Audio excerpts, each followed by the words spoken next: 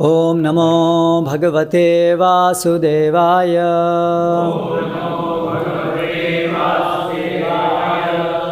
ओम नमो भगवते वासुदेवाय।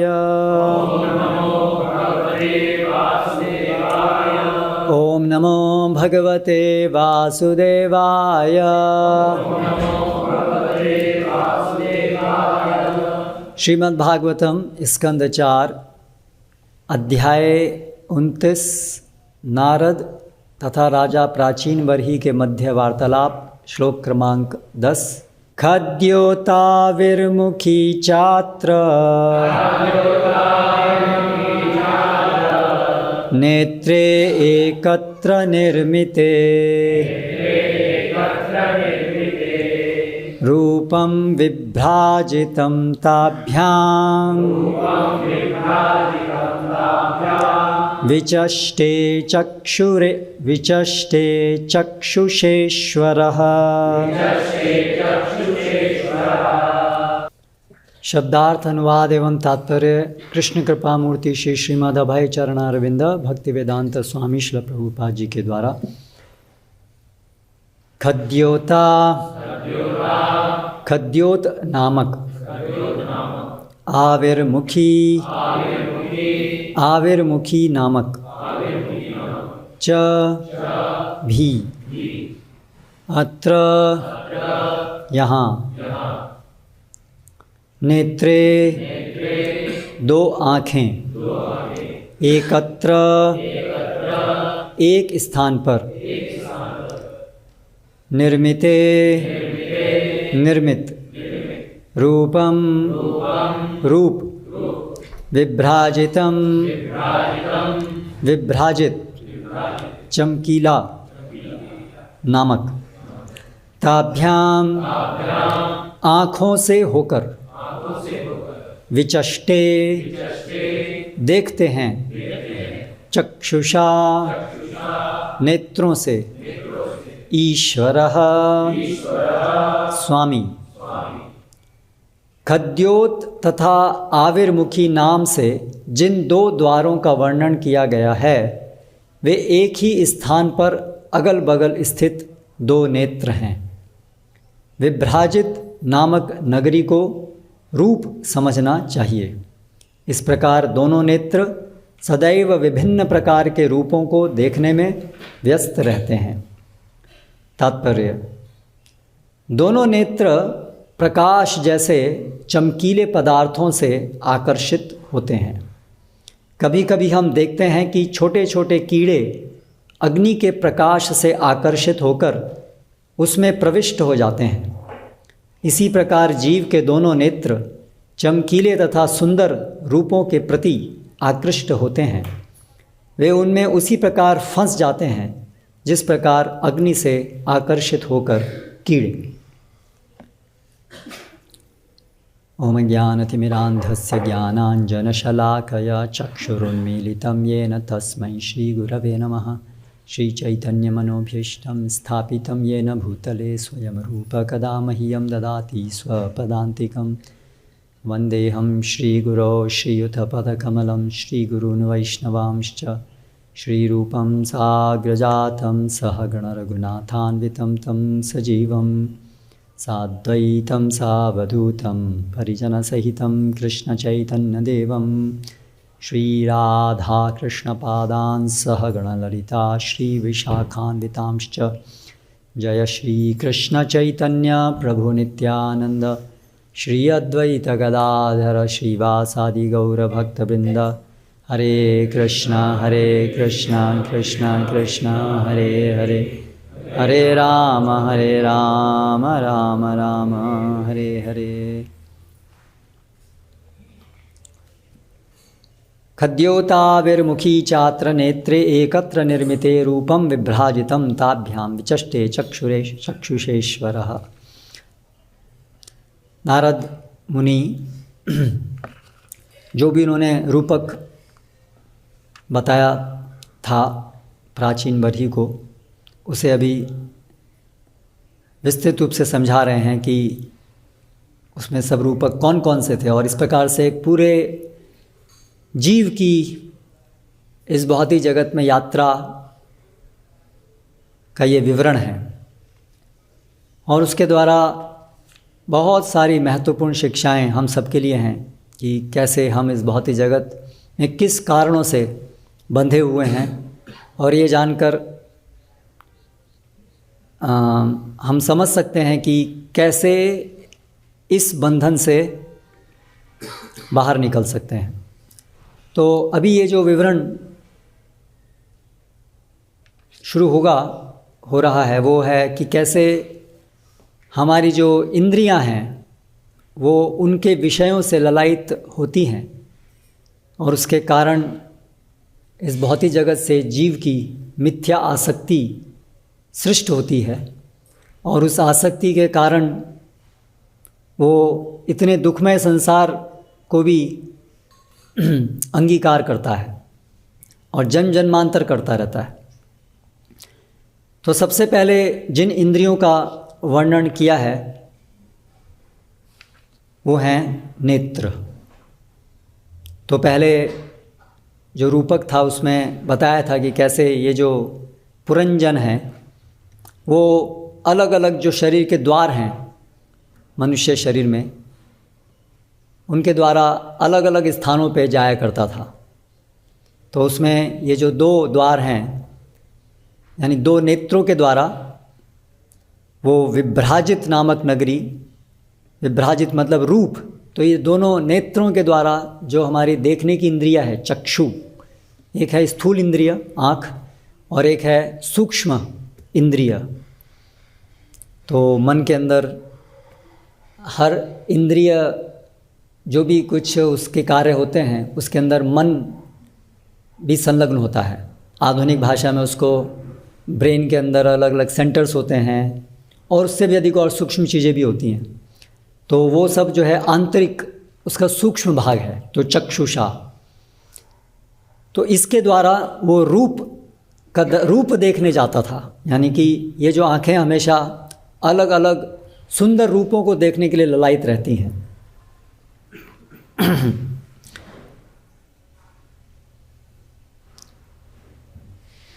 भगवत गीता में भगवान श्री कृष्ण कहते हैं इंद्रियस्य इंद्रियस्यार्थे राग द्वेष व्यवस्थितौ तयोर्वशं न आगच्छेत् तौ हि यस्य परिपन्थिनौ।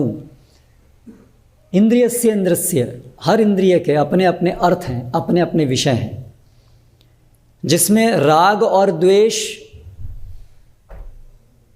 संवैधानिक रूप से स्थापित है।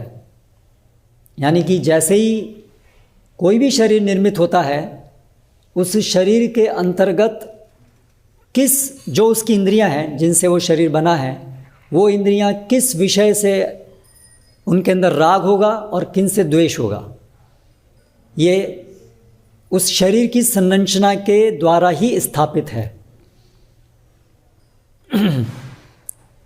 तयोर्वशं न आगच्छेत्, जो जीव इस भौतिक भवसागर से निकलना चाहता है उसके लिए ये संस्तुति की गई है कि तयोर्वशं न आगच्छेत्, इन राग और द्वेष के वश में नहीं आए। ये जो राग और द्वेष हर एक इंद्रिय और उसके इंद्रिय के विषयों में स्थापित हैं उन दोनों के वश में जीव ना आए। यानी कि सामान्यतया जो मूढ़ बद्ध जीव हैं वो सभी इन राग और द्वेष से बंधे रहते हैं और यही प्रेरक तत्व रहता है उनके सभी कार्यों के पीछे। जिन विषयों से भी उनको राग होता है वो उन विषयों को प्राप्त करने के लिए प्रयास करते हैं और जिन विषयों से भी उनको द्वेष होता है उनसे वे दूर रहने का प्रयास करते हैं और इसी को ही संसार कहते हैं। संसार की सारी गतिविधियों का प्रेरक तत्व यही है। लेकिन एक जो अध्यात्मवादी है उसके लिए बताया गया है कि उसका प्रेरक तत्व दूसरा होना चाहिए, राग और द्वेष नहीं होना चाहिए।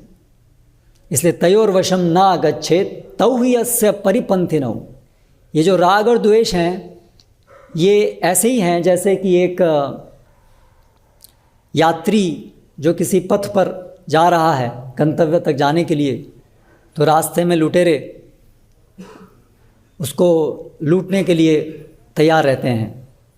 तो उसी प्रकार से ये राग और द्वेष एक जीव की जो वापस भगवत धाम जाने की यात्रा है उसमें लुटेरे की तरह से है। तो इस विषय में एक तात्पर्य हम पहले पढ़ेंगे। ये छठे स्कंद से है, 18वां अध्याय 31 श्लोक, जिसके अंदर कश्यप और दिति का प्रसंग है, जिसमें दिति कश्यप से एक पुत्र प्राप्ति करने की इच्छा से, ऐसा पुत्र जो इंद्र को मार सके, ऐसे पुत्र को प्राप्त करने की इच्छा से कश्यप मुनि की सेवा करती हैं, उनको रिझाती हैं। और कश्यप मुनि प्रसन्न होकर के उनसे बोलते हैं कि आपकी क्या इच्छा है, और फिर वो व्यक्त करती हैं कि ऐसा पुत्र मुझे प्राप्त हो जो इंद्र को मार सके। और ऐसा सुन करके कश्यप मुनि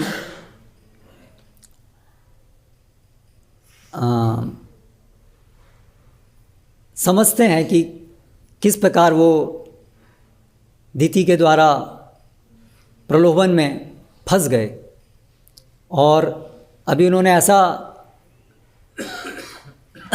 वरदान देने का कह दिया तो वो बंध गए, उससे बहुत बड़ा पाप होगा। क्यों? क्योंकि वो एक स्त्री के वश में आ गए। तो अब शोक करते हुए वो ये बताते हैं, शरत पद्मोत्सवम वक्त्रम वचश्च श्रवणामृतम हृदयम क्षुरधाराभम स्त्रीणाम को वेद चेष्टितम। स्त्री का मुख शरतकालीन खिले हुए कमल पुष्प के समान आकर्षक तथा सुंदर होता है। उसके शब्द अत्यंत मधुर और कानों को प्रिय लगने वाले होते हैं, किंतु यदि उसके हृदय का अध्ययन किया जाए तो पता चलेगा कि वह छुरे की धार के समान अत्यंत पैना होता है। भला ऐसा कौन है जो स्त्री के व्यवहारों को जान सके। तात्पर्य में श्रील प्रभुपाद लिखते हैं, कश्यप मुनि ने भौतिक दृष्टि से स्त्री का बहुत सुंदर चित्र खींचा है। स्त्रियां अपनी सुंदरता के लिए प्रसिद्ध हैं और तरुणावस्था में विशेष रूप से 16 या 17 वर्ष की आयु में वे पुरुषों के लिए अत्यधिक आकर्षक होती हैं। इसलिए स्त्री के मुख की तुलना शरतकालीन कमल पुष्प से की गई है। जिस प्रकार कमल का पुष्प शरद में अत्यंत सुंदर लगता है, उसी प्रकार से तरुणावस्था को प्राप्त स्त्री भी अत्यंत आकर्षक होती है। संस्कृत भाषा में स्त्री की वाणी को नारी स्वर कहते हैं, क्योंकि सामान्यतः स्त्री गाती है और उसका गायन अत्यंत आकर्षक होता है। आजकल तो सिने तारिकाओं का ही स्वागत होता है। उनमें से कुछ तो मात्र गायन के बल पर प्रभूत धन कमाती हैं। इसलिए जैसा कि श्री चैतन्य महाप्रभु की शिक्षा है, स्त्री का गाना खतरनाक है, क्योंकि इससे सन्यासी उसका शिकार हो सकता है।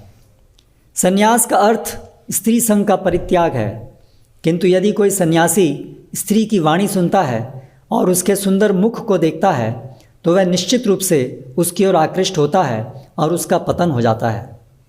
ऐसे अनेक उदाहरण मिलते हैं, यहाँ तक कि विश्वामित्र मुनि भी मेनका के शिकार हो गए। अतः जो आध्यात्मिक चेतना में उन्नति करना चाहता है उसे विशेष रूप से सावधान रहना चाहिए कि वह न तो स्त्री का मुख देखे और न उसकी वाणी सुने। स्त्री के मुख को देखना और उसकी सुंदरता की प्रशंसा करना या उसकी वाणी सुनकर उसके गायन की प्रशंसा करना, यह ब्रह्मचारी या सन्यासी के लिए सूक्ष्म रूप का पतन है। अतः कश्यप मुनि द्वारा स्त्री के लक्षणों का वर्णन अत्यंत शिक्षाप्रद है। यदि स्त्री के शारीरिक लक्षण सुंदर हैं, उसका मुख आकर्षक है और उसकी वाणी मधुर है, तो वह स्वाभाविक रूप से पुरुष के लिए जाल के समान है। शास्त्रों का उपदेश है कि यदि ऐसी स्त्री पुरुष की सेवा के लिए आए तो उसे घास से आच्छादित हुआ अंधकूप समझना चाहिए। खेती के बीच ऐसे अनेक कुएं होते हैं और मनुष्य उनसे परिचित न होने के कारण उनमें गिर जाते हैं। इस प्रकार ऐसे बहुत से निर्देश हैं। चूँकि भौतिक संसार के सारे आकर्षण स्त्री के आकर्षण पर आधारित हैं, अतः कश्यप मुनि ने सोचा कि ऐसी स्थिति में भला स्त्री के हृदय को कौन जान सकता है। चाणक्य पंडित का भी उपदेश है, विश्वासो नैव कर्तव्यः स्त्रीषु राजकुलेषु च। दो पर कभी विश्वास न करें, राजनीतिज्ञ तथा स्त्री। ये शास्त्रों की आधिकारिक शिक्षाएं हैं, अतः स्त्रियों के साथ व्यवहार में हमें विशेष सतर्कता बरतनी चाहिए। कभी कभी हमारे कृष्ण भावनामृत आंदोलन की आलोचना की जाती है कि इसमें स्त्री तथा पुरुष मिले जुले रहते हैं, किंतु कृष्ण भक्ति तो हर एक के लिए होती है, चाहे वह पुरुष हो या स्त्री। भगवान श्री कृष्ण ने स्वयं कहा है, स्त्रियो वैश्यास तथा शूद्रास तेपि यान्ति पराम गतिम। चाहे कोई स्त्री हो, शूद्र या वैश्य, ब्राह्मण या क्षत्रिय होने की बात ही क्या, प्रत्येक जीव श्री भगवान के धाम वापस जाने के लिए उपयुक्त है, यदि वह अपने गुरु और शास्त्र के उपदेशों का कठोरता से पालन करता है। अतः हम कृष्ण भावनामृत आंदोलन के समस्त सदस्यों से, चाहे स्त्री हो या पुरुष, यह आग्रह करेंगे कि वे भौतिक शरीर के प्रति आकृष्ट न होकर केवल भगवान श्री कृष्ण के प्रति आकृष्ट हों, तभी सब कुछ ठीक रहेगा, अन्यथा खतरा बना रहेगा।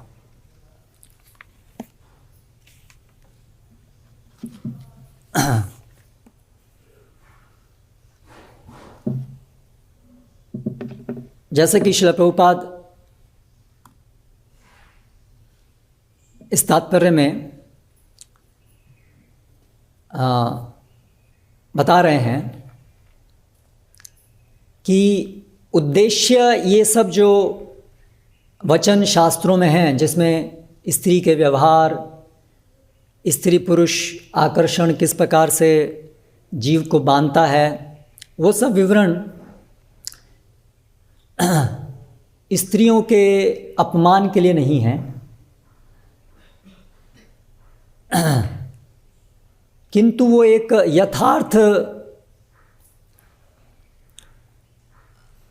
अवलोकन है बद्ध अवस्था में जो स्त्री और पुरुष होते हैं उनका, और किस प्रकार से बद्ध अवस्था के अंदर संचालन होता है तीनों गुणों के द्वारा।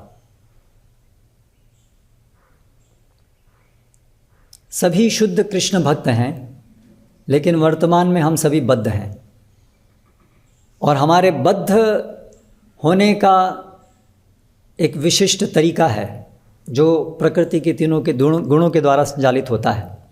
तो शास्त्रों में सब विवरण स्त्री पुरुष रूप में जो दोनों जीव हैं उन दोनों के उद्धार के लिए है। दोनों को ही जरूरी है कि वे इस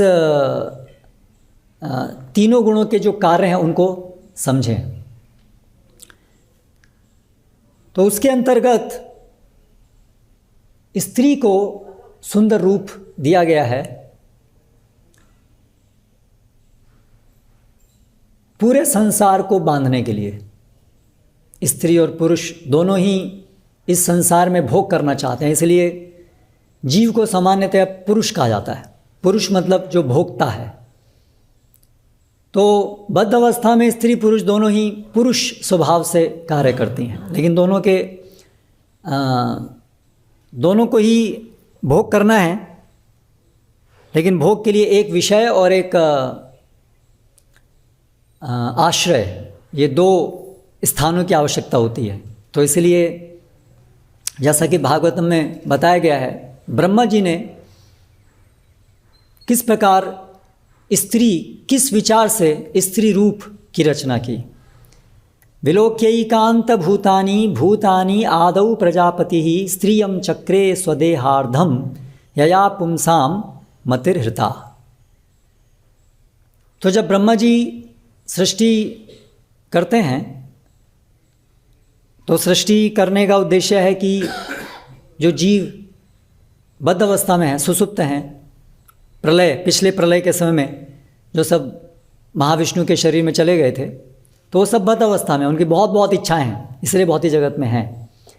लेकिन अभी उनको दोबारा से सृष्टि के द्वारा उनको दोबारा से एक एक शरीर देना है, जिससे कि वे अपनी जो इच्छाएं हैं उसकी पूर्ति के लिए कार्य प्रारंभ कर सकें। और अंततः शास्त्रों के द्वारा जब उनकी बुद्धि ठिकाने आए सत्संग के द्वारा, तब वापस भगवत धाम जाने के अपना मार्ग शुरू कर सकें। ये सब उद्देश्य से ब्रह्मा जी को सृजन करने का कार्य दिया जाता है। तो जब ब्रह्मा जी सृजन कर रहे थे तब उन्होंने देखा कि जीव तो अनासक्त हैं, उनको कोई आकर्षण नहीं हो रहा है, मतलब हृदय में इच्छा है लेकिन उसका क्रियान्वयन नहीं हो रहा है। तो ये देख कर के उन्होंने स्त्री रूप की रचना की।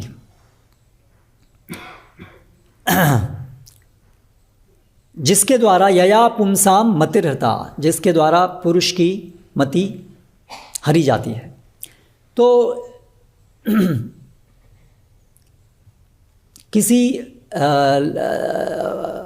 लिंग के अपमान के लिए नहीं, जैसा हमने कहा, ये चर्चा जो कि आजकल बाबा बोलना पड़ता है क्योंकि माहौल इस प्रकार का है कि आर्टिफिशियली सबको एक समान है सब, जो केवल एक दिखावा है कि सब समान है। सब समान कभी हो ही नहीं सकते हैं, है ही नहीं, लेकिन एक कल्पना है कि समान रख कर के समाज ज़्यादा आकर्षक होगा, ज़्यादा हम इंद्रिय भोग कर पाएंगे, लेकिन वो सत्य नहीं है। तो समानता है कि हम सभी कृष्णदास हैं, उस स्तर पे समानता है, लेकिन भौतिक जगत के अंदर तो हम भोग करने आए हैं और विविधता ही भोग करने की जननी है।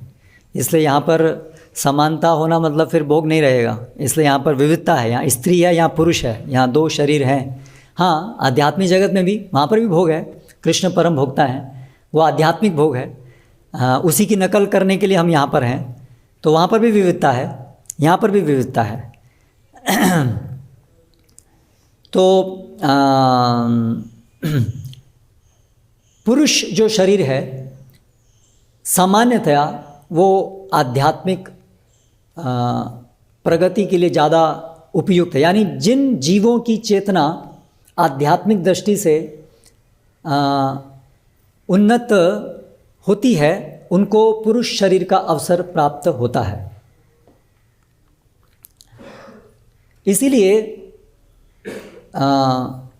सृष्टि जिन नियमों के द्वारा की गई है उनके अंतर्गत पुरुषों का कर्तव्य है कि वो नेतृत्व करें स्त्रियों का, जिससे स्त्रियां भी आध्यात्मिक प्रगति कर सकें।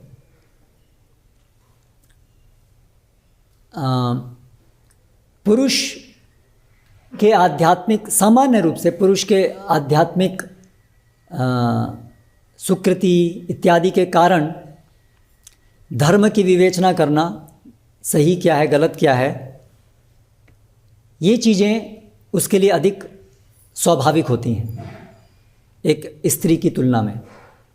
लेकिन दोनों की प्रगति होनी है, इसीलिए व्यवस्था ये है कि पुरुष वो नेतृत्व करे और स्त्री उसकी सहायता करे, जिससे दोनों की प्रगति हो। इसलिए वैदिक संस्कृति के अंदर जो एक परिवार, एक यूनिट है, उसमें पुरुष उसको नेतृत्व लेने के लिए कहा गया है। और उसी प्रकार जो सामाजिक स्तर पे राजा, इस प्रकार के जो भी नेतृत्व वाले कार्य हैं, उसमें पुरुष को वो कार्यभार सौंपा गया है। शास्त्रों में हमेशा समानता से सबके उद्धार की बात है। कहीं पर भी किसी का शोषण हो, किसी का भला हो, ऐसी बात कहीं है ही नहीं। वो केवल जो तथाकथित समानता समानता बोलते हैं, वो लोग ये शोषण की वृत्ति से सब योजनाएं बनाते हैं। लेकिन शास्त्रों में कहीं पर भी किसी के शोषण की बात नहीं है। हाँ, कृत्रिम रूप से समानता की बात नहीं है, लेकिन विविधताओं को ध्यान में रख करके सभी के हित की बात कही गई है।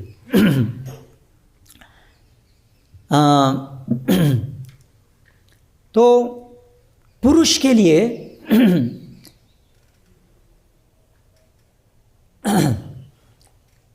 साथ साथ अभी बद्ध अवस्था में पुरुष है, स्त्रियां सभी हैं।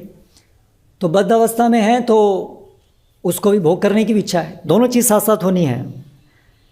शास्त्रों का मूल उद्देश्य है दोनों को इस बंधन से बाहर निकालना, लेकिन वर्तमान वास्तविकता है दोनों के दोनों बंधन में रहना चाहते हैं, इसलिए दोनों को समावेश करना होगा।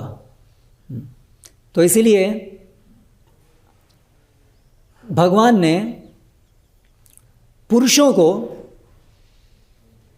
उनकी मति को हृत करने के लिए स्त्री का रूप बनाया, जिससे उनकी जो भोग करने की इच्छा है उसकी पूर्ति हो पाए। इसलिए एक पुरुष के लिए स्त्री समस्त प्रकार के भोग करने का साधन बनती है। श्रील प्रभुपाद जैसे कि तात्पर्य में लिख रहे हैं, एक पुरुष स्त्री के आकर्षण के द्वारा ही संसार में अन्य सारे भोग करने के लिए प्रेरित होता है। भागवतम में पुंसा स्त्रिया मिथुनि भावमेतम तयो हृदय ग्रंथि आहुस तयो गृहचेत्र सुताप्त वित्तैर जनस्य मोहोयम अहम ममेति। एक पुरुष जब स्त्री से आकर्षित होता है तब उसकी मति मारी जाती है, तब उसके अंदर इस जगत को भोग करने की इच्छाएं प्रबल होती हैं, और स्त्री स्वयं माध्यम बनती है, इसलिए विस्तृत करती है उसके भोग करने की इच्छाओं को और साधन बना देती है अलग अलग प्रकार की इच्छाओं करने से। और उससे एक पुरुष जिसकी मति मारी जाती है वो अथक प्रयास करता है पूरा जीवन इस जगत को भोग करने का, क्योंकि स्त्री के संपर्क से उसके भोग करने की इच्छाओं का कोई सीमा नहीं रह जाती है, और इसलिए उसको असीमित प्रेरणा मिलती है, जिसे हम मटेरियल एडवांसमेंट बोलते हैं, भौतिक प्रगति बोलते हैं। इस प्रगति के पीछे प्रेरक तत्व है ये स्त्री पुरुष आकर्षण। तो इसीलिए स्त्री के रूप को इस प्रकार बनाया गया है। तो इसमें स्त्रियों का दोष नहीं है, ये किसी एक स्त्री का दोष नहीं है, ये व्यवस्था है। स्त्री पुरुष दोनों ही इस भौतिक जगत में भोग करना चाहती हैं, उसके लिए व्यवस्था है कि स्त्री को रूप को फेयर सेक्स बोलते हैं। उसका रूप सुंदर है, और एक पुरुष के लिए वो अत्यंत आकर्षक उसको लगता है। तो यहाँ पर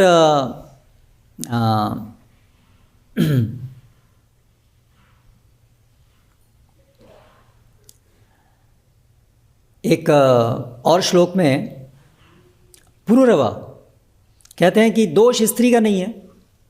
किम एतयो ना अपकृतम रज्ज्वा वा सर्पचेतसः द्रष्टुः स्वरूपा विदुषो यो अहम यद अजितेन्द्रियः। पुरुरवा ऐला महान राजा सम्राट, लेकिन वो उर्वशी से आकर्षित होकर के बहुत बहुत बहुत बहुत समय उन्होंने अपना गंवा दिया, और जब उनकी बुद्धि ठिकाने आती है तब वो ये वचन कहते हैं। लेकिन वो कहते हैं किम एतयो नो अपकृतम, ये जो स्त्री के द्वारा मेरी मति मारी गई उसका दोषी तो मैं ही हूँ, अजितेंद्रिय, क्योंकि मेरी इंद्रियां संयमित नहीं हैं। इसलिए जिस प्रकार से रस्सी को देख करके किसी को सांप का भ्रम हो जाए, उसी प्रकार से अजितेंद्रिय जो व्यक्ति है वो एक स्त्री के रूप को देख करके उसे भोग की सामग्री रूप में देखता है। तो इस तरह से यहाँ पर कोई दोषारोपण नहीं है कि स्त्रियाँ क्यों इस प्रकार से है। ये स्त्री और पुरुष दोनों के भोग करने की इच्छाओं की पूर्ति करने के कारण इस प्रकार की व्यवस्था है। लेकिन तथ्य अभी ये है कि स्त्री का शरीर रूप एक पुरुष के लिए अत्यंत मोहक होता है। इसके अनेक अनेक विवरण शास्त्रों में दिए हैं, जिसको हमें सुनना जानना चाहिए। उज्ज्वल नीलमणि में कामदेव जब अपने बाण छोड़ता है तो किस प्रकार उससे ग्रस्त जीव की क्या दशा होती है, उसके 10 स्तर बताए गए हैं जिनसे ये पूरा मोह सृजित होता है। तो उसमें सबसे पहला जो बाण है कामदेव का, वो नयन प्रीति ही, नयनों के द्वारा एक स्त्री के सुंदर रूप का दर्शन वहाँ से कामदेव के प्रवेश, कामदेव का प्रवेश द्वार है वो, वहाँ से कामदेव का प्रवेश होता है। आत्मा पुरंजन जो है वो बाहर जाता है नेत्रों के द्वारा रूप देखने के लिए, और वो जहाँ रूप को देखता है उसके माध्यम से कामदेव प्रविष्ट होता है। तो नयन प्रीति ही प्रथमम, ये सबसे प्रथम है। Fall in love by seeing. सामान्यतया लोग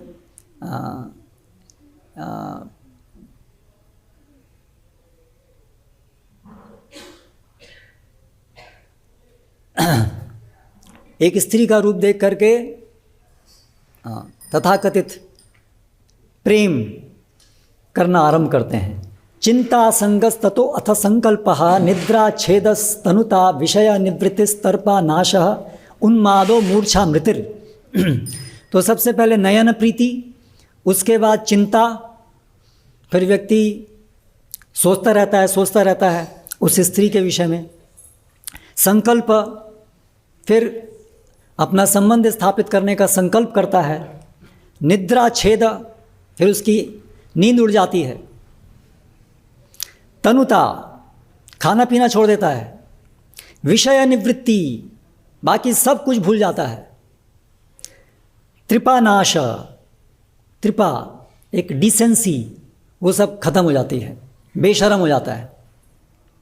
उन्माद, पागल हो जाता है। मूर्छा, फेंटिंग, और अंत में मृति, डेथ, स्पिरिचुअल डेथ, और कभी कभी फिजिकल डेथ भी। तो ये सब शास्त्रों के विवरण आए दिन हम देखते हैं, ये अतिशयोक्ति नहीं है। ये व्यवस्था इस प्रकार की है क्योंकि जीव भोग करना चाहता है, ऐसी चीज़ का भोग करना चाहता है जो भोग्य नहीं है। इसलिए भगवान की माया शक्ति के द्वारा, विशेष शक्ति के द्वारा उसको मोहित किया जाता है। पिंगला, भगवान श्री कृष्ण जो उद्धव को समझाते हैं, वहाँ पर अलग अलग चीज़ों से जो अवधूत ब्राह्मण सीखते हैं। तो एक वैश्या पिंगला, तो वो ये उदाहरण देती है, पतंग दृष्ट्वा स्त्रियम देवमायाम, ये देवमायाम, देवमाया है, भगवान की माया सृष्टि है वो। ये समस्त माया जगत का वो सेंट्रल पॉइंट है, मोहित करने का सेंट्रल पॉइंट है। तद भावैर अजितेन्द्रियः प्रलोभितः पतति अंधे तमसी अग्नौ पतंगवत। जैसे एक पतंगा, श्रील प्रभुपाद भी तात्पर्य में बताए, पतंगा वो जो है एक रूप, एक अग्नि का जो रूप है लो, उससे आकर्षित होकर के, जो प्रकाश है उससे आकर्षित होकर के क्या होता है, शहीद हो जाता है। तो उसी प्रकार से जीव इन इंद्रियों के द्वारा, इंद्रिय विषयों से आसक्त होकर के उसका आध्यात्मिक जीवन समाप्त हो जाता है, या जो मनुष्य जीवन में उसके आध्यात्मिक प्रगति का अवसर जो उसको मिला था वो समाप्त हो जाता है या अवरुद्ध हो जाता है। योषित धिरण्याभरणाम बरादि द्रवेषु मायारचितेषु मूढ़ः प्रलोभितात्मा ही उपभोग बुद्ध्या पतंगवन नश्यति नष्टदृष्टि। तो एक मूढ़, एक मूर्ख पुरुष एक स्त्री के इस शरीर को देख करके, उसके गहने को देख करके, उसके वस्त्रों को देख करके, और इत्यादि अन्य जो उसके रूप सज्जा के लिए अलग अलग कॉस्मेटिक, उनको देख करके उसकी काम वासनाएं सृजित होती हैं, और उसकी बुद्धि नष्ट हो जाती है। उसी प्रकार जैसे एक पतंगा खुद अपनी ही मृत्यु को स्वीकार कर लेता है। तो शास्त्रों में ऐसे सभी इंद्रियों के उदाहरण दिए हैं। पतंग का उदाहरण है आँखों से जो जीव नष्ट होता है, आँखों के प्रलोभन से, रूप से। फिर नासिका, गंध, तो जो एक मधुमक्खी होती है उसकी जो गंध, पुष्प कि जो गंध है उसको, उसके प्रति आसक्ति उसकी मृत्यु का कारण बनती है। तो जो पुष्प को, ऐसे मधु को जो कलेक्ट करना होता है, तो उसके लिए वो जो इसके द्वारा उनको पकड़ा जाता है या उसको अलग किया जाता है, उनको ख़त्म किया जाता है। उसी प्रकार से फिर जिह्वा, तो मछली वो इस जिह्वा के कारण मरती है। उस पर उसके बाद में फिर एक मृग, वो अपने कर्णेंद्रिय के विषय के द्वारा शिकारी के हाथ में आ जाता है। और हाथी स्पर्श इंद्रिय, है ना, उसके द्वारा पकड़ा जाता है। तो उस प्रकार शास्त्रों में सारी की सारी हमारी जो इंद्रियां हैं वो हमारी मृत्यु का कारण, हमारे आध्यात्मिक मृत्यु का कारण किस प्रकार बनती हैं, ये बताया गया। तो यहाँ पर इस श्लोक में मुख्य रूप से ये जो नेत्र हैं, अक्ष, ये कैसे एक जीव को बांधती हैं उसको बताया गया है। तो आज हम देखते हैं कि कैसे, जहाँ पर विशेष रूप से आधुनिक समय में इसको बहुत अच्छा माना गया है, इन सब चीज़ों को, इसको कितना प्रमोट किया जा रहा है शास्त्रों में, जहाँ पर ये विदित है कि यस, एक बद्ध अवस्था में जो जीव है वो इन सब चीज़ों से आकर्षित रहता ही है।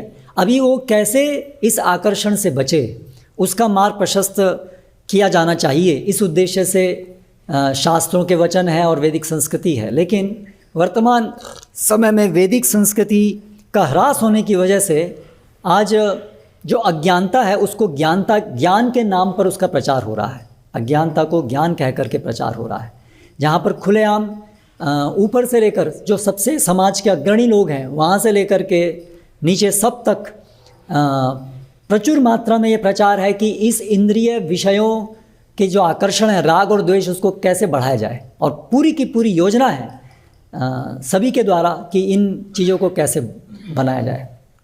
जैसे इसका एक बड़ा जीता जागता उदाहरण है पोर्नोग्राफी। तो ये पूरी तरह से इसी इंद्रिय के ऊपर आधारित है, जहाँ पर स्त्रियों के नग्न शरीरों के आधार पर पूरी इंडस्ट्री टिकी हुई है। और उससे कितने सारे लोग जो हैं वो मनुष्य जीवन प्राप्त करके पशु से भी निम्न अवस्था को प्राप्त करते हैं। जब एक जीव मनुष्य शरीर में आता है और अभी उसकी बुद्धि भी बलिष्ठ नहीं हुई है, नादान बालक है ना, उस समय में उसको ये पोर्नोग्राफी दिखाई जाती है हमारे आज इंटरनेट की कृपा से। और उसके द्वारा जब तो मतलब कोई ज्ञानवान व्यक्ति भी यदि उसको देखता है तो उसकी बुद्धि भी भ्रष्ट होती है। तो एक नादान टीनेजर यदि उसको देखेगा तो उसका क्या हाल होगा। तो क्या होता है हम देखते हैं, लाइफ लॉन्ग एडिक्शन। तो हार्ड ड्रग से भी ज़्यादा एडिक्शन ये पोर्नोग्राफी का एडिक्शन है। और संसार में कितने प्रतिशत लोग, जब से ये इंटरनेट और विशेष रूप से अभी स्मार्टफोन के द्वारा कितने लोग इसके आदी हो रहे हैं। तो ये एक उदाहरण है कि कैसे अगर शास्त्रों के वचनों को हम नहीं समझेंगे या उसके अनुसार समाज गठित नहीं होगा तो परिणाम क्या होगा। कितनी सारी इंडस्ट्री हैं, एक्चुअली सारी की सारी इंडस्ट्रीज़ तो केवल ये इंद्रिय भोग के लिए ही है ना। आँखों पे बहुत सारी इंडस्ट्रीज़ हैं। फैशन इंडस्ट्री, उसका पूरा बेसिस आँखें ही है ना। ड्रेसेस तैयार करना जो आकर्षक लगे। वैदिक संस्कृति में भी ड्रेसिंग सिस्टम है, लेकिन वो ड्रेसिंग सिस्टम का उद्देश्य है कि इस आकर्षण को कम करना, शरीर को ढकना, और ढकना भी ऐसे ढकना जिससे कि शरीर के अंगों का प्रदर्शन कम से कम हो, या इस प्रकार से प्रदर्शन ना हो जिससे वो आकर्षक लगें। लेकिन इसके विपरीत मॉडर्न जो फैशन है वो इस विज्ञान को वो भी जानते हैं, है ना। तो इसलिए वो विशेष रूप से इसी प्रकार से फैशन डिज़ाइन किए जाते हैं जिससे कि आकर्षण को बढ़ाया जाए। जैसे वैदिक संस्कृति में पुरुषों के लिए धोती है, लेकिन आधुनिक समय में क्या है, पैंट है। तो दोनों में अंतर है। तो जो टांगे हैं वो दिखती हैं, ऐसे ही हर एक पूरा शरीर सब कुछ दिखाना है। तो वैदिक संस्कृति में समझ है, हाँ यही तो हमारे भ्रम का कारण है, इसलिए इसको ढकना है, और ढकना भी ऐसे है जिससे कि ये अंग कम से कम दिखें। तो धोती है।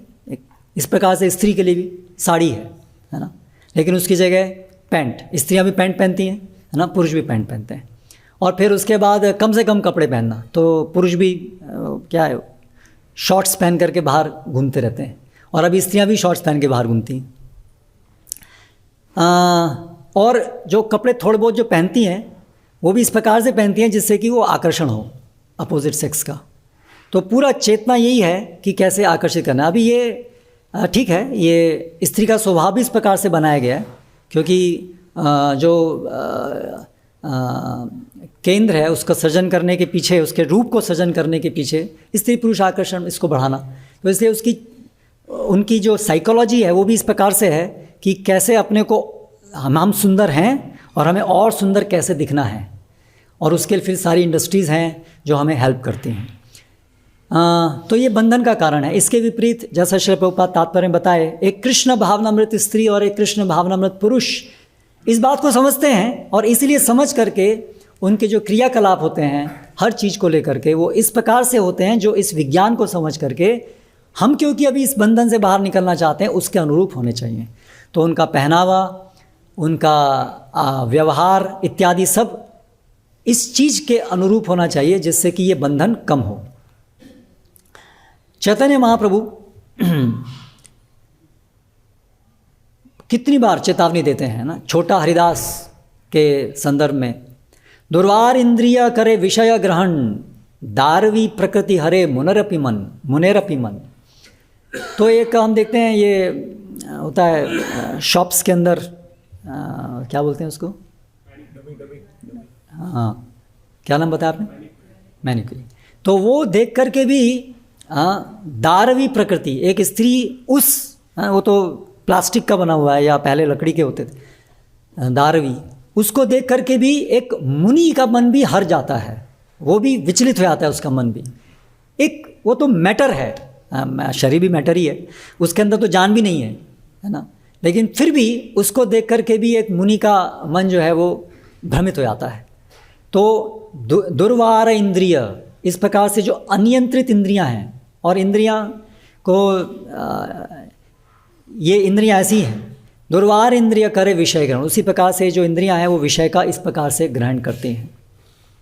चैतन्य महाप्रभु अन्यत्र कहते हैं,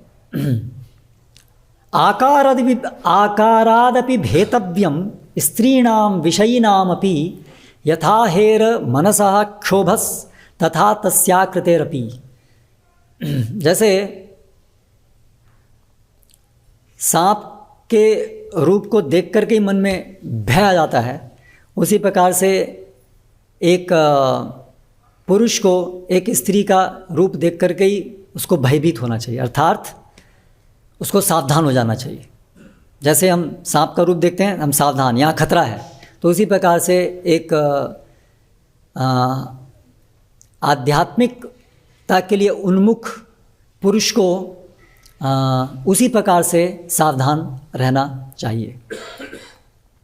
तो नेत्र और उसके आगे फिर वाणी, ये दोनों पांचों की पांचों इंद्रियां हैं। सबसे पहले नेत्र है, तो ये जो रूप है जो आकर्षक लगता है लेकिन वास्तव में आकर्षक नहीं है। इस भौतिक जगत में हर चीज़ जो है आध्यात्मिक जगत की नकल है। सुंदरता है, वास्तव में सुंदर रूप है, लेकिन वो कहाँ है, वो आध्यात्मिक जगत में। आध्यात्मिक जगत में सुंदर रूप है लेकिन वह काम वासना नहीं है। इस भौतिक जगत में सुंदर रूप नहीं है लेकिन काम वासना बहुत है। अब तो फिर आध्यात्मिक जगत में सुंदर रूप की क्या आवश्यकता है, प्रश्न ये उठ सकता है। वहाँ तो काम वासना ही नहीं, तो उसका प्रयोजन क्या है। तो सुंदर रूप, भगवान जो परम भोक्ता हैं, तो क्या भगवान कामुक है? नहीं। भगवान के अंदर काम वासना का लेश भी नहीं है, लेकिन जीव सुंदर है, भगवान सुंदर हैं, इसलिए आध्यात्मिक जगत में रूप, अब रूप तो होंगे, आध्यात्मिक जगत में रूप हैं। तो जीव सुंदर है, भगवान सुंदर है, वहाँ हर चीज़ सुंदर है, इसलिए रूप भी सुंदर है। वो एक स्वाभाविक तथ्य है। भगवान जो आकर्षित होते हैं वो जीव के प्रेम से होते हैं, और जो उनका सुंदर रूप, जो उनके सुंदर गुण होते हैं, वो उस प्रेम की अभिव्यक्ति के साधन मात्र होते हैं। इस भौतिक जगत में वो सब जो भी वहाँ सुंदर है उसका विकृत रूप है, और जो वहाँ प्रेम है उसका विकृत रूप काम है। तो ये दोनों का योजना है, काम और वो सुंदर रूप की नकल। तो इस भौतिक जगत में जो ये सुंदर रूप जो स्त्री का है वो वास्तव में क्या है, तो उसको आइला गीत के अंदर पुरुरवा कहते हैं, क्वायम मलिमसः कायो दुर्गंध्यादि आत्मको अशुचि ही क्व गुणाः सौमनस्याद्य ही अध्यासो अविद्यया कृतः। तो ये जो सुंदर रूप है मलिमशः, ये मल का बना हुआ है, दुर्गंध पूर्वक है। ये केवल अविद्या के कारण आकर्षक लगता है, अन्यथा ये जो रूप है ये सुंदर नहीं है, ये असुंदर है, ये भद्दा है। इस भौतिक जगत के अंदर जो भी भौतिक तत्वों से निर्मित कोई भी चीज़ है वो अंततः सुंदर नहीं है, क्योंकि वो जड़ है, और विशेष रूप से ये शरीर तो दुर्गंध इत्यादि सभी मल इत्यादि सबसे युक्त है। आगे कहते हैं, त्वन् मांस रुधिर स्नायु मेदो मज्जास्थि संहतौ विन्मूत्र पूये रमताम क्रीमीनाम कियत अंतरम।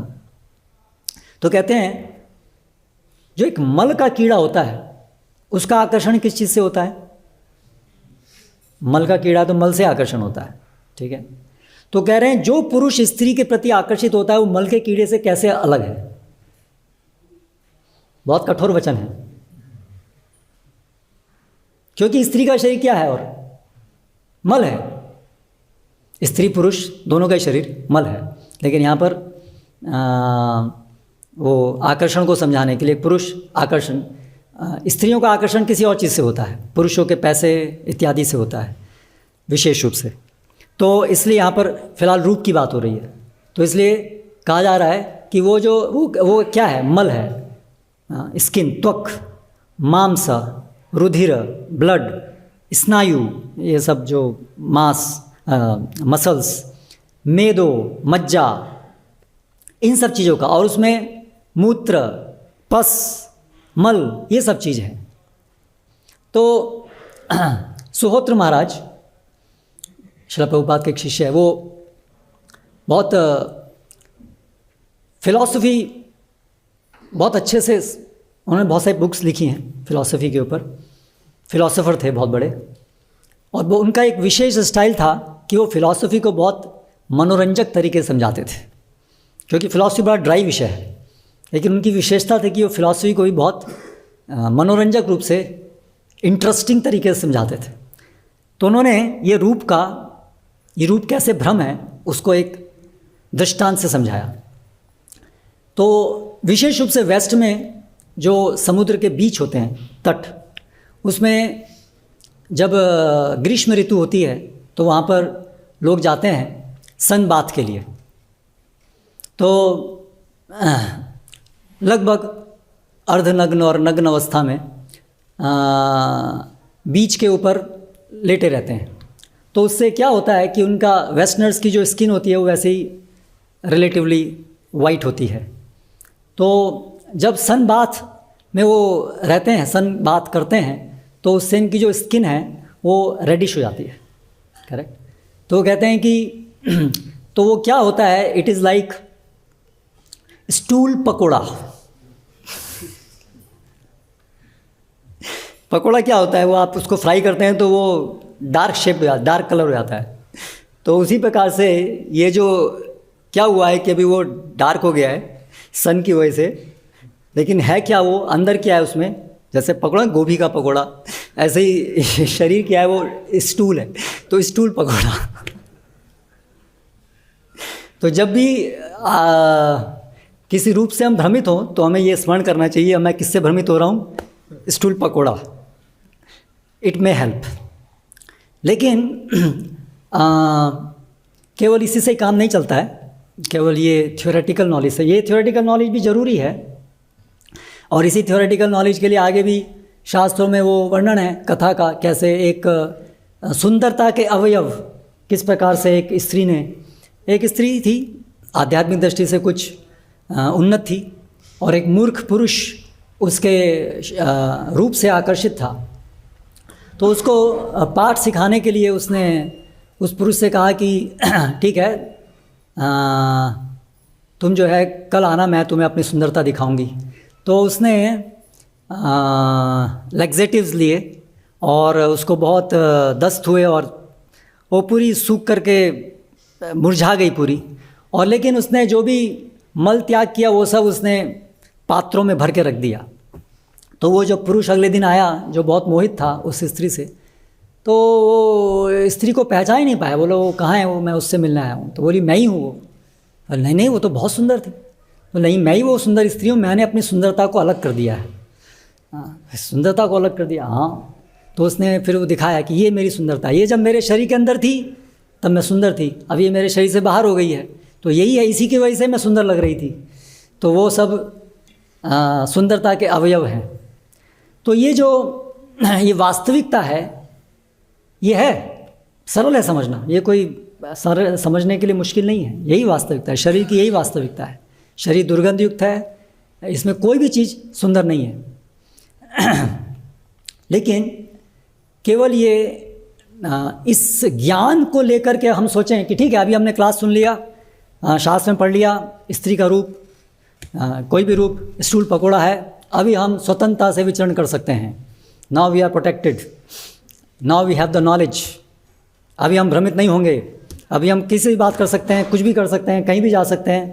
नो, अथापि नो सज्जेत स्त्रीषु स्त्रैण्येषु चार्थवित् विषयेन्द्रिय संयोगान मनः क्षुभ्यति नान्यथा। इसलिए पुरूरवा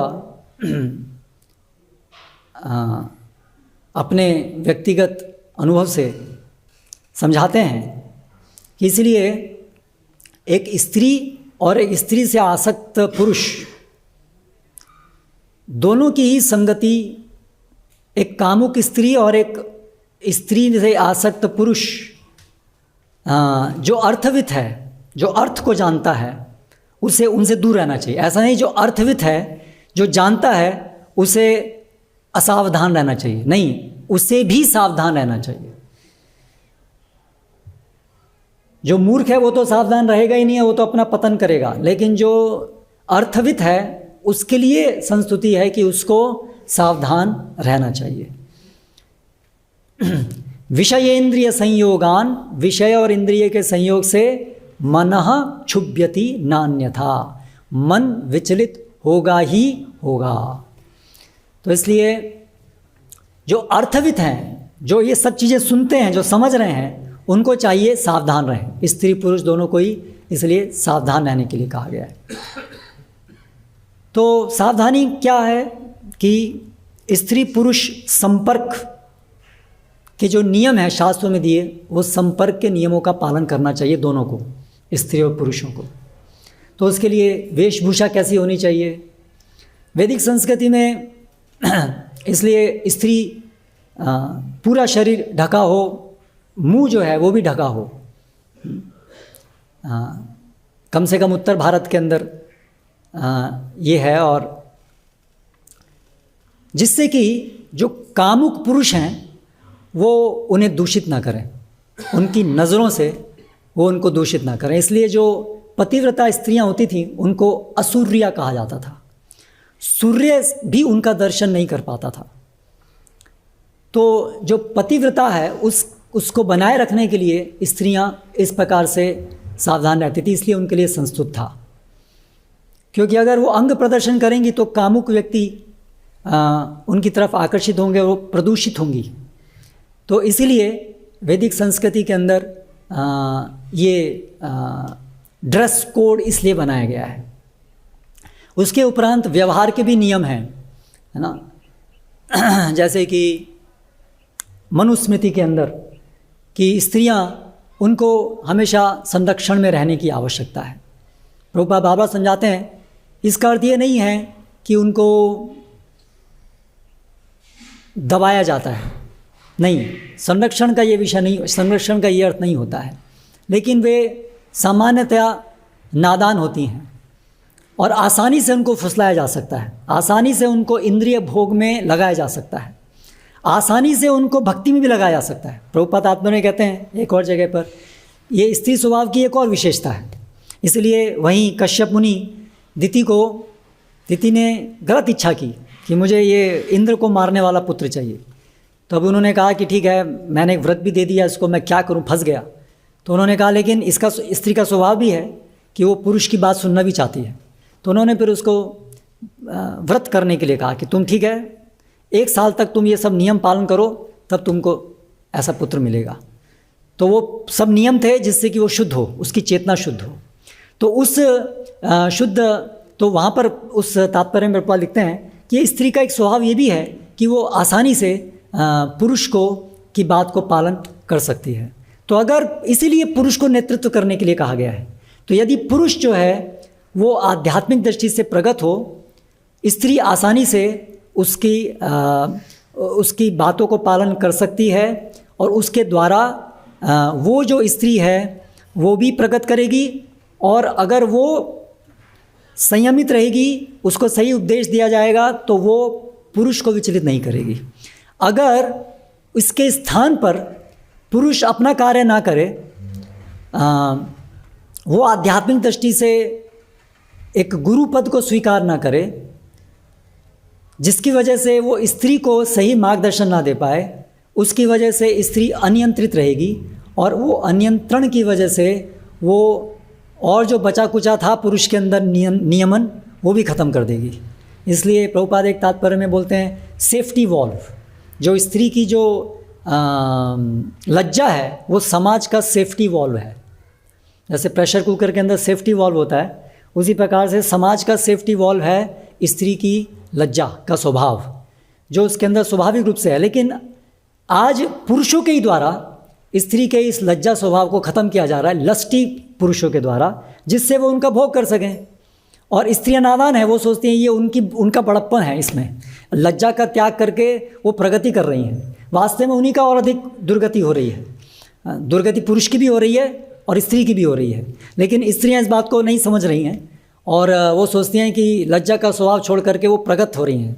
लज्जा हीन माना जाने लगा है। लज्जा का स्वभाव हीनता का द्योतक है, पिछड़ेपन का द्योतक है, जबकि वास्तव में वो पूरे समाज को पागलपन से, इस काम से बचाने का एक महत्वपूर्ण व्यावहारिक उपादान है।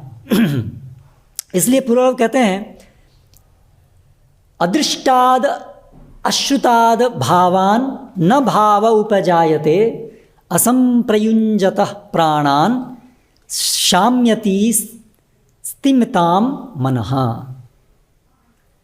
जिस प्रकार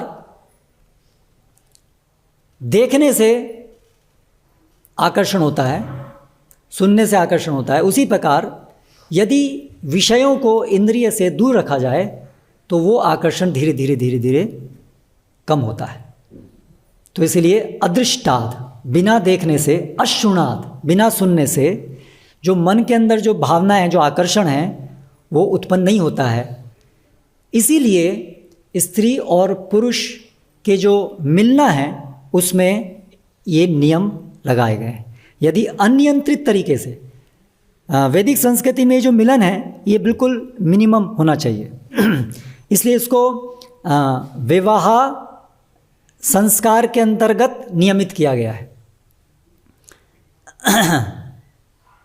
तो नियमन के द्वारा वो जो विषयों का परस्पर मिलना है उसको दूर रखने के कारण वो जो भावना है, वो आकर्षण है, वो कम होगा, ये सिद्धांत है। तो इसीलिए रेस्ट्रिक्शन है।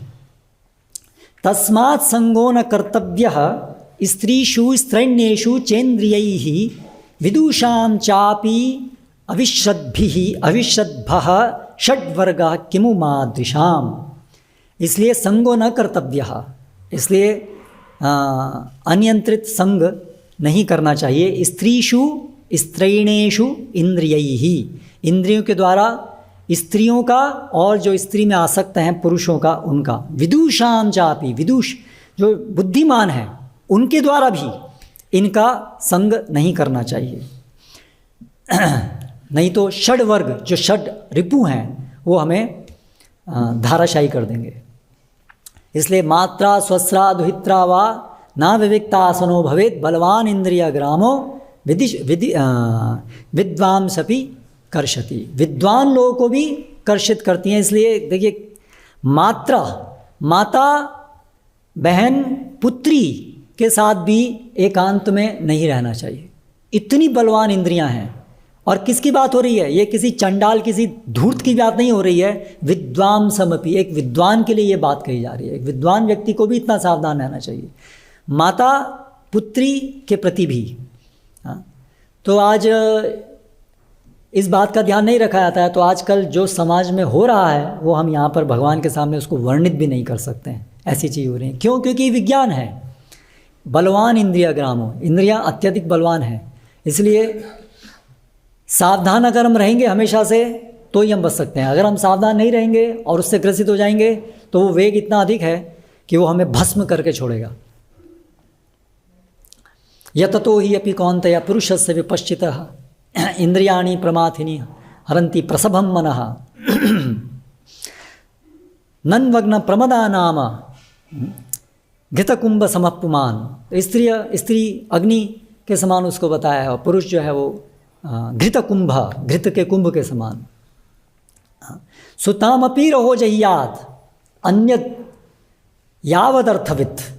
सुतामपि, सुता पुत्री के साथ भी रहो जहियात, एकांत में नहीं रहना चाहिए। सुतामपि रहो जहियात अन्याद, और जो पुत्री नहीं है अन्य है, यावत अर्थवित, कम से कम जितना काम है, काम से काम, कार्य जितना है उतना ही केवल संपर्क करना चाहिए। प्रभुपाद एक जगह उदाहरण देते हैं कि एक व्यक्ति, तो उसकी पुत्री छोटी थी तो उसको पानी ला के देती थी। तो एक बार पिता ने, थोड़ी बड़ी हो गई तो पिता ने पूछा तुम्हारी आयु कितनी हो गई? तो उसने बताया कुछ 12 साल 13 साल। तो उन्हें ठीक है अभी कल से तुम पानी नहीं लेके आओगी, माँ को बोलो माँ पानी लेके आएगी। तो इतनी सावधानी की आवश्यकता है। तो इस सब चीज़ों से हम ये चीज़ समझ सकते हैं कि आध्यात्मिक प्रगति करने के लिए ये सब सावधानी बहुत आवश्यक है। और इस सावधानी के ऊपर साथ साथ सबसे महत्वपूर्ण चीज़ जो है वो है हृदय का शोधन। ये सब चीज़ें हृदय के शोधन में मदद करती हैं, लेकिन सबसे प्रमुख चीज़ जो हृदय का शोधन करेगी वो है कृष्ण भक्ति और कृष्ण में आसक्ति। कृष्ण के रूप से आसक्त होने का मतलब नहीं है कृष्ण के रूप को भोग करने की कोशिश करना। कृष्ण के रूप से प्रेरित होकर कृष्ण को सेवा करने के लिए प्रेरित होना, वो हमें केवल बचा सकता है। अंततः इस काम वासना से केवल भगवान बचा सकते हैं। भगवान की सेवा के द्वारा अगर भगवान हम पे प्रसन्न होते हैं तो वो हमारे लिए इस ये जो काम वासना है इसको ख़त्म कर सकते हैं, जिसके ख़त्म हुए बिना आध्यात्मिक प्रगति का कोई उपाय नहीं है। यहाँ पर हम समाप्त करते हैं। हरे कृष्णा कृष्णा कृष्णा हरे हरे, हरे राम राम राम। प्रश्न कोई है अगर किसी का? माइक।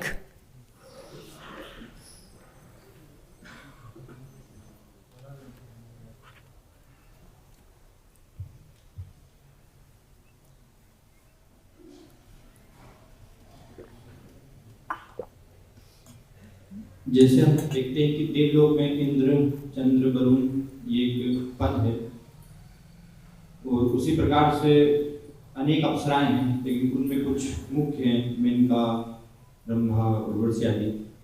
तो जो मेनका, ब्रह्मा, कुछ जो मुख्य अप्सराएं, ये भी एक पद है या उनकी कैसे स्वर्गलोक में वो उन अप्सराओं की शाश्वत स्थिति है, क्योंकि उन्हीं का हम नाम सुनते हैं, या वो भी ऐसे प्रलय के बाद जो है वो सब चेंज होते हैं? पता नहीं, मैंने कभी इस विषय में सोचा नहीं। मुझे एकदम से मेरे पास कोई उत्तर नहीं है इसका। I don't know. और किसी को अगर कुछ पता है इस विषय में? ठीक है, प्रश्न है? हरे कृष्ण प्रभु, जैसा कोई कामुक स्त्री, जैसा कोई कामुक पुरुष कामपूर्ण से कोई स्त्री का नजर दिया तो स्त्री दूषित होता है, जैसे ऐसा कोई स्त्री पुरुष के ऊपर कामुक दृष्टि देता है तो कोई पुरुष भी दूषित होता है? हाँ, प्रभाव तो पड़ता ही है आदमी की चेतना। अगर कोई स्त्री आपसे आकर्षित है तो आपका मन विचलित होगा ही, तो प्रदूषण हो गया ना चेतना का। इसलिए ये पूरा माहौल आज प्रदूषित है, स्त्रियां पुरुष, पुरुष स्त्रियां, सब माहौल पूरा प्रदूषित है। इसलिए पूरा काम वासना से पूरा वातावरण सैचुरेटेड है। नहीं, आपको नहीं लगता प्रदूषित होता है?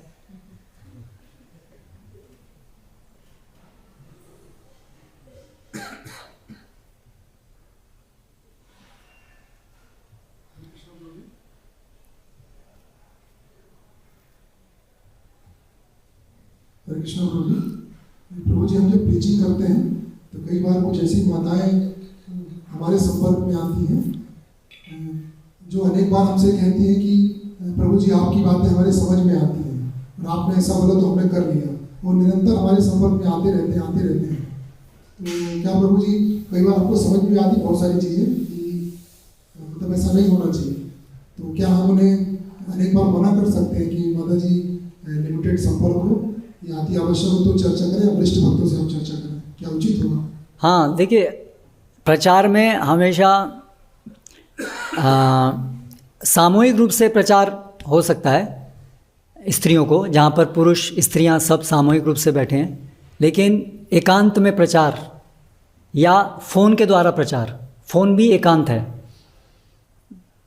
व्हाट्सएप भी एकांत है, सोशल मीडिया वो सब एकांत है, रहो जहियात वो सब उसी श्रेणी में आता है।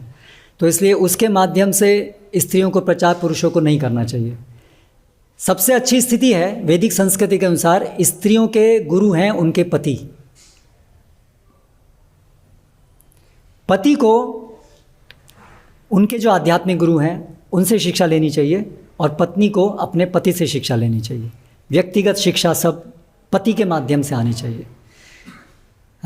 लेकिन दुर्भाग्य से ऐसी स्थिति अगर नहीं है, और आज ज़्यादातर ऐसी स्थिति नहीं है, तो वहाँ पर फिर या तो सामूहिक दृष्टि से वो चर्चाएं हों, नहीं तो फिर वरिष्ठ माताएं हैं वो उनको करें, या फिर अगर हैं तो गृहस्थ पति पत्नी सामूहिक रूप से प्रचार कार्य दोनों मिलकर के कार्य करें।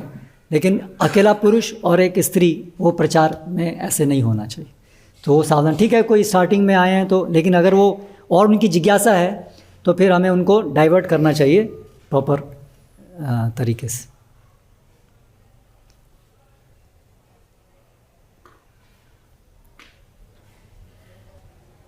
नहीं, इधर प्रश्न।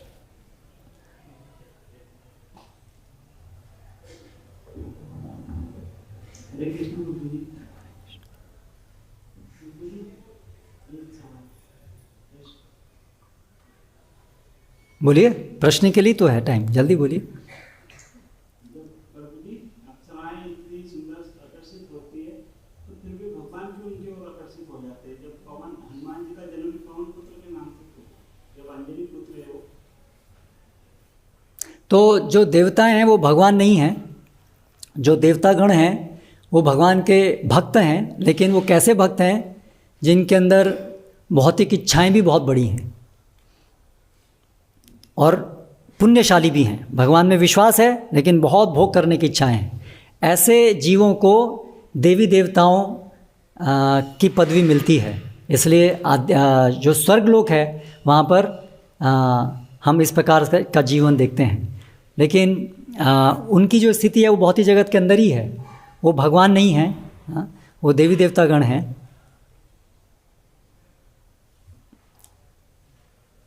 ठीक है, तो समाप्त करते हैं यहाँ पर। कोई प्रश्न? हाँ, ओके, 2 मिनट। वसुधाम प्रभु ने 9:15 टाइम दिया। 5 मिनट घड़ी आगे,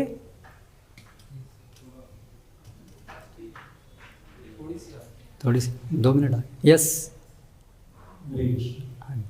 आधुनिक जगत के साथ साथ आधुनिक इस्कॉन में भी जो स्त्रियों का नेतृत्व का जो रोल है उसको महिमा मंडित किया जाता है, और बहुत सामान्य से हो गया कि स्त्रियां कीर्तन में भाग लेते हैं, कीर्तन लीड करते हैं, प्रवचन देते हैं, और उसके साथ में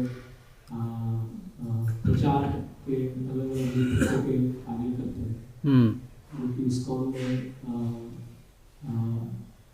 हर जगह पर फैला हुआ है।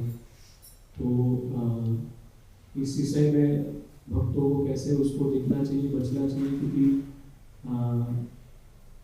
कई भक्त हर इस्कॉन मंदिर को ट्रैक करते हैं, देखते हैं, सुनते हैं, और उसमें से भी प्रश्न होते हैं। तो इस विषय में स्पष्टता देना चाहिए। हाँ, तो चैतन्य महाप्रभु को उदाहरण देखते हैं। चैतन्य महाप्रभु सुन रहे थे देवदासियों का गान, और वो बहुत सुंदर था गान, और वो उनके जो वो जगन्नाथ के लिए था। तो चैतन्य महाप्रभु आकर्षित होते हैं कि जगन्नाथ की इतनी सुंदर स्तुति है, लेकिन भागते हैं, लेकिन जब उनको समझ में आता है कि ये तो स्त्री गा रही हैं, तो वो रुक जाते हैं, क्योंकि सन्यासी हैं यहाँ पर इस भौतिक जगत के अंदर, तो मर्यादा। तो यस, स्त्री का जो गान है वो भले ही वो कृष्ण के लिए, कृष्ण की संस्तुति के लिए ही हो, लेकिन दुर्भाग्य से क्योंकि हम इस भौतिक जगत में बद्ध अवस्था में, और बद्ध अवस्था हमारी बहुत समय रहती है। जब तक इस भौतिक जगत में हमें समझना चाहिए कि हम बद्ध हैं, तो इसलिए ऐसा नहीं होना चाहिए, क्योंकि हम भले ही, ऐसा नहीं है कि हम केवल मंदिर में आने लगे और हमें धोती कुर्ता पहनने लगे, तिलक करने लगे तो हम पूर्ण शुद्ध भक्त बन गए, ऐसा नहीं है। तो हमारे अंदर वो सब काम वासनाएं हैं, हम तो अभी उस मार्ग में चलना शुरू किए हैं जिससे हम इनसे बाहर निकल सकें। तो इसलिए ये सब निर्देश वहाँ पर भी हैं। इसलिए स्त्रियों को गाना, लीड करना, वो सब नहीं होना चाहिए। एक्चुअली वैदिक संस्कृति में तो और बहुत ज़्यादा अलग कल्चर थी। आज वो 100% पूरी तरह से हम नहीं कर सकते, लेकिन धीरे धीरे प्रयास होना चाहिए कि उस कल्चर की तरफ हम जाएं। एक दिन में सब कुछ नहीं कर पाएंगे, लेकिन कम से कम हमें चाहिए कि उसको और उल्टी दिशा में ना लेके जाएं, उससे वापस वैदिक संस्कृति की तरफ लेके जाएं। एक श्लोक था जो मैं पढ़ना भूल गया, उसमें कहा है कि वो कश्यप मुनि वहाँ दिति को कह रहे हैं कि स्त्री के लिए कुछ मार्गदर्शन। नोच्चिष्टा पृष्ठा सलिला संध्यायाम मुक्त मूर्धजा नर्चिता सम्यत वाक ना संवीत बहिश्चरित। एक स्त्री को घर के बाहर बिना इन चीज़ों को किए नहीं निकलना चाहिए। अगर कुछ खाया है तो मुंह साफ किए बिना, संध्यायाम, संध्या में, है ना। तो वैदिक संस्कृति के अंदर ये जो शाम का समय और शाम के बाद ये सब तमोगुण का समय है, और इसमें भूत प्रेत और मनुष्य के रूप में जो भूत प्रेत हैं, ऐसे लोग भी बहुत विचरण करते हैं। तो इसलिए उचित नहीं है कि ऐसे संध्या समय उसके बाद में घर से बाहर जाएं। मुक्त मूर्धजा, खुले बाल रख करके बाहर जाना, आज ये फैशन है, करेक्ट, लेकिन शास्त्रों में वैश्या जो हैं वो ऐसे खुले बाल रखती हैं। एक सभ्य स्त्री के लिए खुले बाल रख करके बाहर निकलना, रहना, वो नहीं है। त्रिवेणी, पॉनीटेल भी नहीं, त्रिवेणी, गुथे होने चाहिए बाल, और प्रॉपरली कवर्ड, प्रॉपरली ड्रेस्ड, और ना संविता, कवर्ड बॉडी होनी चाहिए। इसके बिना बाहर नहीं जाना चाहिए। उसी प्रकार से जो आपने कहा, तो गाना, पब्लिक प्लेस में गाना, स्त्रियों को भी हमेशा सचेत रहना चाहिए कि हम कहीं पब्लिक प्लेस में हैं तो हमारी क्रियाएं, हमारी आवाज़, वो सब ऐसी ना हो जिससे कि अन्य लोग आकर्षित हों, क्योंकि स्वभाव से है उनके प्रति, उनका भगवान के द्वारा दिया गया उनके अंदर ये महान गुण है कि वो आकर्षक हैं, उसका उनको जानकारी है, दे आर कॉन्शियस। लेकिन जो सभ्य स्त्रियां हैं वो उसको समझ करके वो उसको डाउन प्ले करती हैं जहाँ पर वो डाउन प्ले होना चाहिए। हरे कृष्णा। श्रील प्रभुपाद की जय।